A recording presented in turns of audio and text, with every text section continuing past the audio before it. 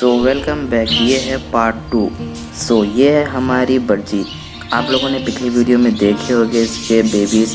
सो इसके 2 बेबीज़ निकले थे और ये 2 दिन के हो गए हैं फाइनली। सो गाइस आप लोग देख सकते हैं ये अच्छे बड़े हो चुके हैं। और सो गाइस ये है दूसरी मटकी की फ़ीमेल।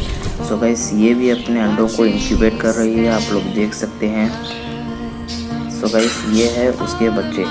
सो ये है उसका एक बेबी और इन 3 अंडों में से अभी उसके बेबीज निकलना बाकी है। पर आप लोग को हमारा मिनी ब्लॉग अच्छा लगा तो कमेंट में ज़रूर बताइएगा।